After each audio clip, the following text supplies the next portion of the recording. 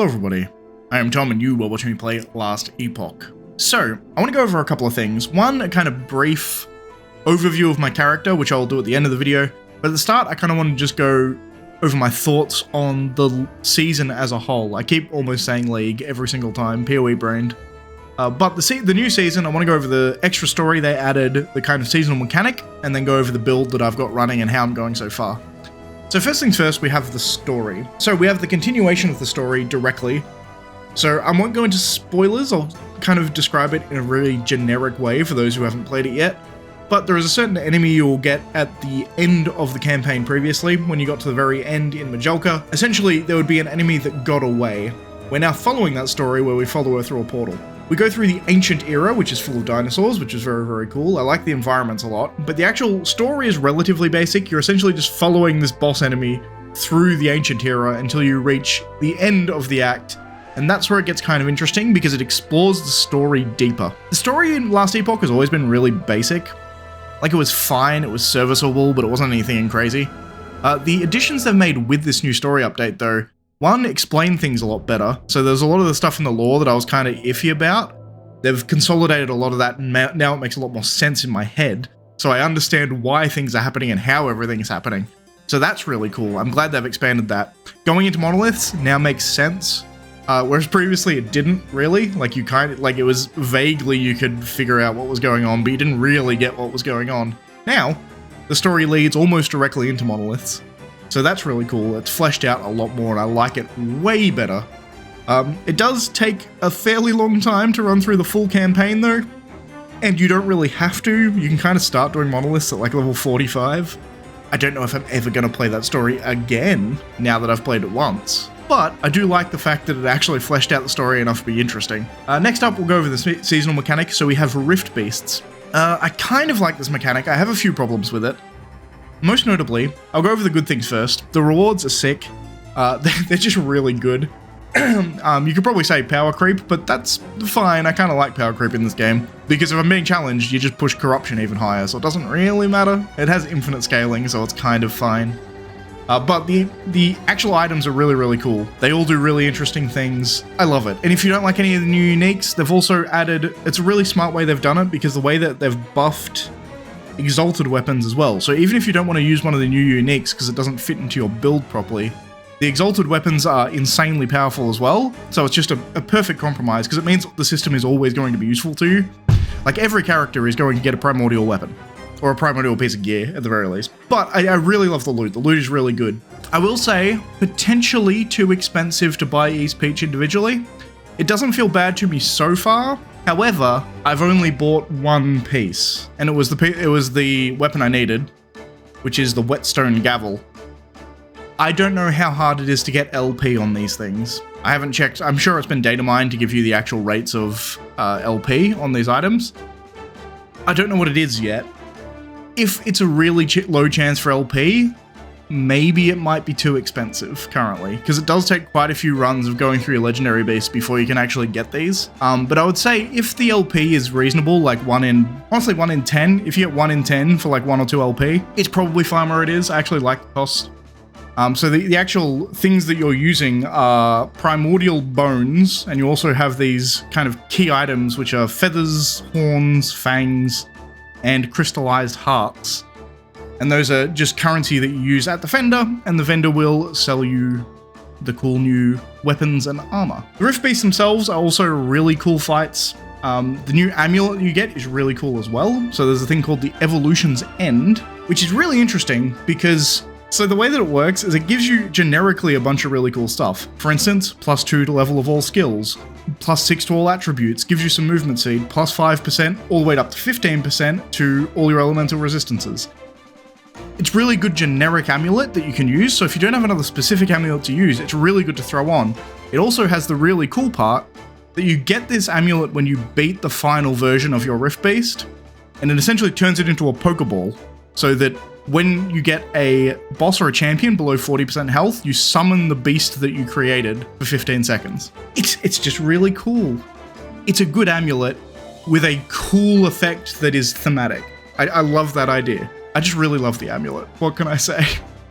But the general idea of the seasonal mechanic is you chase these beasts, you kill the beasts. After you've killed them a few times, you get to evolve their lineage, and you can choose their evolutionary path. Now, the things I don't like about the system. It seems way too similar to previous mechanics, notably Nemesis and Exiled Mages. It's essentially just fight the big enemy, which in concept is fine. That's a perfectly good seasonal mechanic. The problem is it's starting to feel a bit stale because all the mechanics are essentially this. They're just like, here's a big enemy, fight it once in the map and then keep going.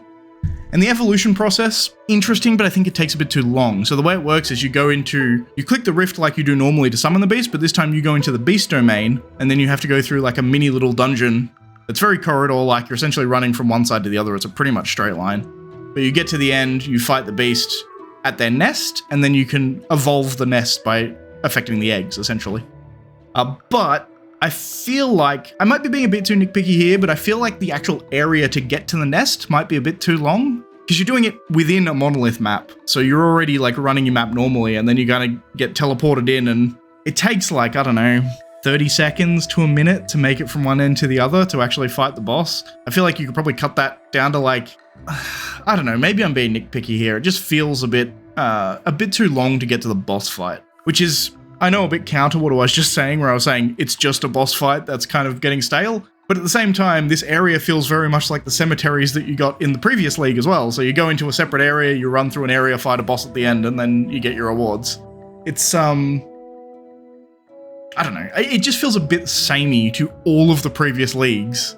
It kind of combines elements of all of them, but it is, in essence, the same kind of league, which is interesting. I do like it in general, I just think it's a bit samey compared to previous leagues. Moving on, let's talk about the progress I've made. So, we're at day 4 of the season. You'll be seeing this video quite a bit later, but at the moment it's day 4 of the season. I had to work for a amount, so I didn't get to play as much as I'd like to, but I have just hit empowered monoliths. I've only killed 1 harbinger, and my next required step is gear upgrades. I have the bases down pretty well, but I mean, look here. I'm still rocking blue gloves just because they give me good crit chance. I just haven't been paying attention to bases. My next step is definitely going to be going into my loot filter and setting up specific bases that I want with specific tiers of exalted items so that I can actually go through. Currently, all I've been doing, as you can see, I've got like 7,000 affixes. I've just been going through and just shattering and or removal runing all of the affixes I needed. I just listed all the affixes. If they have at least this amount of affixes that I need, give them to me, I'll shatter them. So I've collected all the essences. I can probably, or the affixes rather, I can probably do my crafting. I just need to go get the bases and get good bases. So essentially, I just need some exalted items with exalts in the area I need. I also need to go and get a few of my unique pieces to actually have legendary potential on them. Notably my boots. They are probably the biggest upgrade I think I'm going to get, because my boots are where a lot of my damage is coming from. Flay is my main skill. These boots boost Flay a lot. They're very, very cool. But everything else here, it could all do with legendary potential, right? And the things I did get legendary potential on, I don't have great rolls on most of them. This one's not horrible, actually, but most of them are kind of Like the health regen doesn't really work because I am currently using Reaper Form. And Reaper Form just turns off your health regen, so that's a dead stat. So yeah, there's definitely some work to be done on my gear. The only good thing is probably this sickle. This is a pretty sick sickle. I like this one. It's not great, but it's definitely my best piece by far. And I got this pretty early. Again, it's on a horrible base. Melee necrotic damage is not useful to me, but the actual affixes are really quite good on it. Moving on to my character. So, for those who watched my build plan video, there have been some changes. Originally, I was going to go for a Lich without using the Reaper Form. I gave up on that idea because the Reaper Form is too good. It adds survivability as also a huge amount of damage, like to a degree that you can't replicate really anywhere else on the Lich. So I've ditched Chaos Bolts completely. I'm no longer triggering Chaos Bolts anywhere, which is fine because the main reason I put Chaos Bolts in when I was planning was so I can trigger Rip Blood. I'm triggering Rip Blood from so many sources that it doesn't really matter. We don't need those extra sources of Rip Blood going anywhere because we're just triggering it all the time, so it's fine. We also have Aura of Decay and Leech up all the time, which means I can actually sustain my Reaper form for a fairly long time. Like, even if I just stand here and Reaper form, you'll see how long I actually last in Reaper form without killing anything. So this is without leech working. This is essentially just Aura of Decay. But I can stand here for a fair while just in my Reaper form. So sustain on the Reaper is really, really easy. I can go the whole map / the whole boss. As long as I'm hitting things, I'm continuously going to be leeching life, and therefore I'm going to stay in my Reaper form. The only time I drop is either when I'm kind of in my quote-unquote hideout going through gear and just sitting there for ages looking at all my gear and shattering and crafting and all that kind of stuff. Or if I have to backtrack through a map for a really long way because everything is already dead. Like if you've got one objective on one corner and another objective at the other, and you do one, and then you're going back and backtracking through the area where all the enemies were killed. I can sometimes drop it in a map doing that, but it's fine because by the time I actually get to the next pack of enemies at the other side of the map, it's usually the 20-second cooldown on Reaper is done, so I can just immediately transform back, so that's not an issue. But it's really cool. I just have Reaper form all the way up. I have Aura of Decay up all the time, and we're just flaying our way through. There we go. Reaper form just ended. But I can flay my way through the map, which does a bunch of triggering of my other skills. It's just really nice. So my main skill is Flay. It's going to trigger Marrow Shards, and my boots and a couple of passive points also triggering Rip Blood whenever I hit things with Flay. So we run around with 100% uptime on both the Aura of Decay and my Reaper form, and I'm just flaying my way through, occasionally casting Rip Blood manually, because of the new Blood Tether that they've added to it. So that adds another debuff to bosses. I mainly use it on bosses, nothing else really requires it, but it is a nice damage over time that you're adding to bosses, which is quite nice. But I think I will go over all of the abilities individually and just show you the build for them. First off, we'll go over Flay, because it is my primary ability. We come up here and take Plasma Fountain. This is just a travel node. It's a good travel node, but it's just a travel node. Getting up to Hue here does more melee damage, and it has a lower mana cost, but we do lose some attack speed. That's kind of fine, and we more than make up for the attack speed with Reaper form, so it's all good. Prince of Pain, if you directly use Flay and hit at least one enemy, you do not hit a boss or rare enemy, a spectral copy of Flay strikes a random enemy, nearby boss or rare enemy. Just adds a bit of extra. It's mainly for rares, this. Honestly, it doesn't trigger all that off on bosses, but it's fine, because we also have this node up here. Directly using Flay and hitting at least one enemy has a chance to trigger a spectral copy of Flay against a nearby enemy if one would have not been triggered otherwise. Spectral copies of Flay have increased area of effect. Occult Offerings. Directly using Flay consumes a percentage of current health and ward. Flay gains additional melee damage per 30 health consumed and additional spell damage per 30 ward consumed by this effect, up to a limited amount of each. So this gives you flat damage, which is very nice. It also doesn't really matter, because the downside of costing me extra health and ward doesn't matter because I'm leeching it all back anyway. Moving down here, we have an increased crit chance. +6 base crit is really, really good. More leech, also nice. And also this one here, when we do a crit, we are guaranteed to cast Marrow Shards at the same time. Also gives us a higher crit multiplier, which is nice, I suppose. But mainly this is here so we can cast Marrow Shards all the time. My crit chance is currently not quite high enough. If we go, what are we, 39%, but that is off the base. So it's going to be 11% crit base on Flay. So we're probably talking 70. It's somewhere between 70 and 80%. I can probably do the math, but it's probably somewhere between 70 and 80% critical chance on Flay, which is quite nice. So we've got a 70 to 80% chance of casting Marrow Shards. After I do my gear, hopefully that'll kick it up to 100%. I think I can probably get 100% on Flay crit pretty easily. But we're casting Marrow Shards. Now, Marrow Shards are doing a couple of things. One, they bleed. Everything I do here bleeds, by the way. Marrow Shards have a chance to create a Marrow Orb on hit that returns 15 health to you, so this is just more health returned. We also return... mana at 33% chance. This seems to be triggering enough that I have perfect mana sustain. I never have to actually stop attacking to get mana back. So, fantastic. Moving down here, we also have Bone Splinters, so we're speccing into getting Bone Splinters. Essentially, when Marrow Shards explode, they do an additional hit of Bone Splinters, and we're doing these are all just essentially damage nodes for Bone Splinters. Marrow shards and bone splinters hits deal more damage, but marrow shards travel less far. Here, marrow shards create bone splinters in a cone when destroyed. This one here, more damage on bone splinters, bleed chance on bone splinters, more damage on bleeding enemies for bone splinters. So it's just more damage. We're adding a bunch of physical damage. Next we have Rip Blood. Now, Rip Blood is here for a couple of reasons. One, it adds a bunch more damage because we're doing a bunch of blood explosions. And we're getting healing. This is adding to our leech, so we're leeching, we're healing off marrow shard orbs, we're also leeching off Rip Blood orbs. It was pointed out to me in my previous video when I was making this plan that to actually get this mana regen, you have to self-cast Rip Blood, so it's kind of pointless, which means I'm only taking 1 point into this rather than 3, so we can get down to coagulation and varicose veins. The names of these I never read, but they are very good. Varicose veins is such a good name for an ability on bleed. Nevertheless, we go up here, we have fast cast speed, mana cost -3 and higher cast speed. This makes Rip Blood free, which means when I'm doing all the triggering on Rip Blood, we're essentially not taking any extra mana, it's free. Moving down here, also if I run out of mana for whatever reason, I can infinitely cast Rip Blood and still do damage. It's nice. We have Splatter. So when we hit things with Rip Blood, it leaves a kind of damaging explosion on all the enemies around as well. It just gives it a bit more AoE.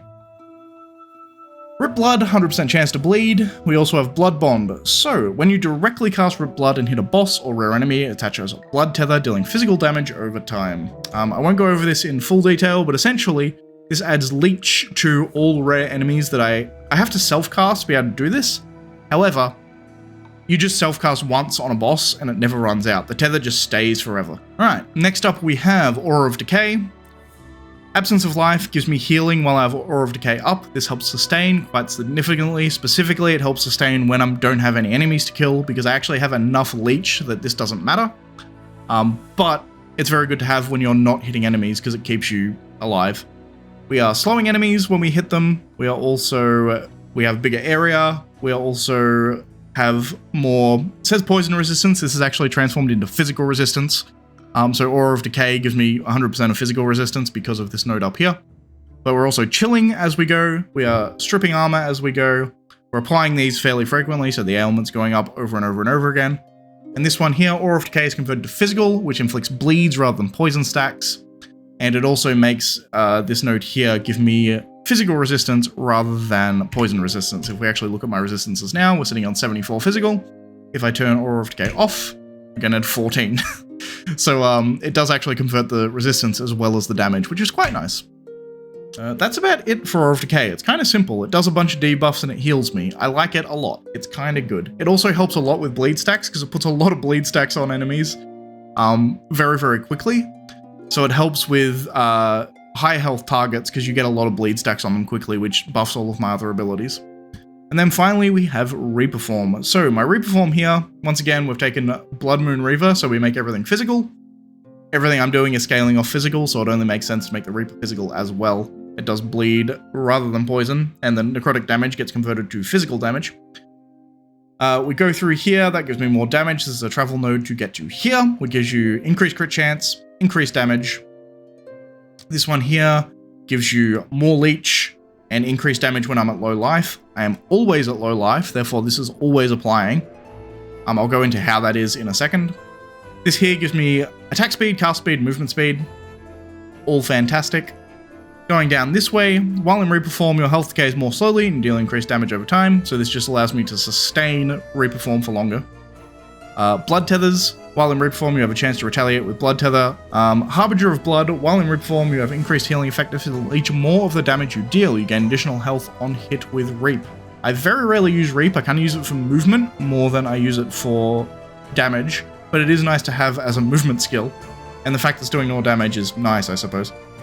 And coming up here, we have Phantom Restoration. While in Reperform, you have more ward retention. Reap grants you ward on hit. So we have, this gives us our ward leech, and then we have health leech from a bunch of other sources, notably our passive skills. So first things first, we'll go over my Acolyte skills. We've taken these three at the top. Acolyte Aura, increased damage. Blood Pact, increased damage at the cost of health per second drain. That's fine, because we're leeching enough that we completely counteract this. And Crimson Gluttony, missing health gained as ward per second. Current health gets drained, but again, that doesn't matter because we actually completely counteract that negative. So we just get 5% of our missing health gained as ward per second, which is particularly noticeable because we are always at 50% health, which means we are always getting 5% of half our health, so 2.5% of our entire health pool is constantly giving it to us as ward per second. We'll go down here, gives us some intelligence as well as necrotic resistance. Mania of Mortality gives us ward decay threshold and chance to gain ward on nearby enemy death. So when we kill enemies, it's giving us even more. It's not really ward leech per se, because it's gained on death, which isn't exactly the same as leech. But it is another vector of gaining ward when we kill things. And then this one here gives us ward retention, necrotic resistance, and poison resistance. The ward retention is really the big thing here, trying to keep our ward up the whole time, because we essentially want 100% ward most of the time. Next we'll go over the warlock stuff, Cauldron of Blood. So, the bleed chance is nice, I like the bleed chance. The 5-point investment though, when you cast a physical skill and enemies within 15 minutes have a combined 25 or more stacks of bleed, you cast Rip Blood of up to 5 nearby enemies and gain bleed overload. So, I always have 25 or more stacks of bleed on enemies, therefore I am always casting Rip Blood on 5 enemies around me. Also, bleed overload is interesting because on the next point, since we have 4 points invested, while we have bleed overload, you cast Rip Blood at nearby enemies every second, so it's also just shooting out a Rip Blood every second. Plus, when we hit things, we're getting 5 at a time. So we're just casting Rip Blood everywhere. And then finally, we'll go to the actual Lich Ascendancy points. This one here, Intelligence, Mana Regen, and I gain armor equal to half of my Mana Regen, so we're getting a bit more armor there as well. Mainly this is here for the Intelligence points because it gives me ward retention, which is quite nice. Dance with Death. You deal increased damage. This bonus is tripled when you're at low life. I am always at low life, so this is always coming into effect. I'll go over that in a second how. Ethereal Menace, increased melee damage and gives me some dexterity. The melee portion of my attack on Flay triggers off scales off dexterity, I should say, so the extra dexterity is nice. Reaper, your spells and melee attacks instantly kill enemies when they leave below a health threshold. So the current threshold is 10%. We're getting Culling Strike at 10%, which is quite nice. 3 Plagues. Physical Pen, Necrotic Pen, and Poison Pen. I don't care about this. This is a node, so we can get 2 Spectral Wounds. Additional health and a percentage of hits taken from bosses and rare enemies is dealt over 4 seconds instead. This is really, really cool. It's essentially Progenesis from Path of Exile. 10% of the damage you take is slowly drained, and since I am leeching so much, it essentially means I'm taking 10% less damage from all hits. That's a pretty big defensive layer, I'll be honest. Next we have this, Executioner. I have to take this because I'm dual wielding. This is required to dual wield on Lich, so we have to take that point. This one here, Corrupted Form. You have more health, multiplied with other modifiers, and you gain a percentage of a maximum health as endurance threshold. More health is perfectly nice. However, the 2-point bonus. Your current health and ward each cannot exceed 50% of your maximum health. You always count as being on low life. So there's about 4 or 5 different versions or sources of increased damage while at low life in this build. I'm always at low life, therefore I always have those damage boosts up. Also, the downside of not being able to get extra health and ward doesn't matter as much because I have Reaper Form. While I'm in Reaper Form, if I die, I just revert back to my normal form. So I have a huge defensive layer just being in Reaper Form. So I'd care less about having less health. But that also leads us into Impact Ward. You take less damage over time, that's fine.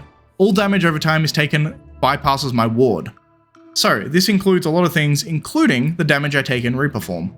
So, while I'm in Reaper Form, my ward will never drain, and the bleed I'm taking from Aura of Decay is the same thing. So I'm taking bleed damage from Aura of Decay, I'm draining life because I'm in Reaper Form, both of those bypass the ward, therefore it's only draining on my health, and I have this 800 damage worth of ward to protect me from one-shots. It's fantastic. Moving on, we have a Cursed Feat. This is where a shitload of our leech comes from. As you can see here, damage leeched as health. 6% of the damage I deal is leeched as health. In any case, leech ends at 66%. It seems to me, after playing around with this, that since I never hit 66% health, I constantly leech. So, if I hit an enemy, my leech will start, and it'll fill up to full health, and I'll keep leeching. Forever, essentially. At least for the regular duration of the leech, it won't stop early from hitting this 66% health range. So this downside isn't a downside at all, and we just have a bunch of extra leech. And then we have mind over body. This gives some intelligence, which is fine, whatever, don't care. You gain a percentage of your missing health as ward per second.